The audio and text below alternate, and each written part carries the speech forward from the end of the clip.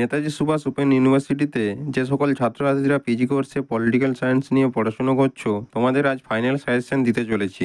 বিগত বছর তোমাদের ফাইনাল সাজেশন দিয়েছিলাম, আমার দেওয়া সাজেশন 90% কমন এসেছিল। এই জন্য অনেক ছাত্রছাত্রীরা আমাকে কল এবং হোয়াটসঅ্যাপ করে জানিয়েছো 2023-24-এর ফাইনাল সাজেশন দেওয়ার জন্য। এই বছরও তোমাদের কমন সাজেশন দিতে চলেছি। তোমরা যারা আমার ভিডিও প্রথমবার দেখছো, ভিডিওটিকে লাইক করে চ্যানেলটিকে অবশ্যই সাবস্ক্রাইব করে রাখবে। আজ তোমাদের ফার্স্ট ইয়ার ফার্স্ট পেপারের সাজেশনটি বলা শুরু করছি, তোমরা নোট করে নাও। প্রথম প্রশ্নটি হলো, সৈয়দ আহমেদ খানকে মুসলিম আধুনিকরণের জনক বলা হয় কেন, ব্যাখ্যা করুন। পরবর্তী প্রশ্নটি হলো, সুভাষচন্দ্র বসুর নব সাম্যবাদ বলতে কি বোঝায়, যুক্তি সহকারে আলোচনা করুন।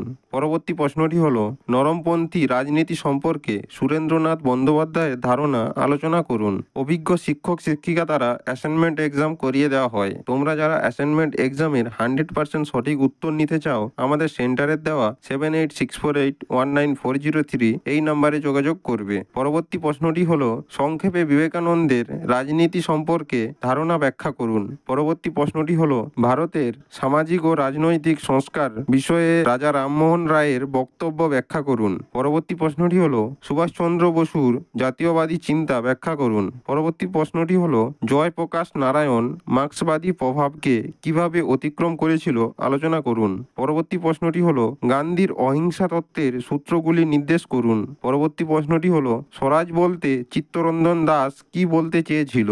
পরবর্তী প্রশ্নটি হলো, গোখেল কেন ব্রিটিশ শাসকদের ঈশ্বরের আশীর্বাদ মনে করেছিল। পরবর্তী প্রশ্নটি হলো, জয়প্রকাশ কি গণতান্ত্রিক সমাজবাদের প্রবক্তা ছিলেন, উত্তরে সংক্ষেপে যুক্তি দিন। পরবর্তী প্রশ্নটি হলো, INTUC এর উপর একটি টিকা লিখুন। পরবর্তী প্রশ্নটি হলো, ভারতের শ্রমিক আন্দোলন কিভাবে 20 ও 30 দশকে বিস্তার লাভ করেছিল। পরবর্তী প্রশ্নটি হলো, আনন্দমঠকে জাতীয়তাবাদী উপন্যাস বলা হয় কেন। পরবর্তী প্রশ্নটি হলো, ভারতের দলীয় আন্দোলনের জ্যোতিবা ফুলের ভূমিকা সংক্ষেপে আলোচনা করুন। পরবর্তী প্রশ্নটি হলো, প্রতিরোধ বলতে দয়ানন্দ সরস্বতী কি বলতে চেয়েছিল। পরবর্তী প্রশ্নটি হলো, লোহিয়ার সমাজতন্ত্রের তত্ত্ব সম্পর্কে বিবৃত করুন।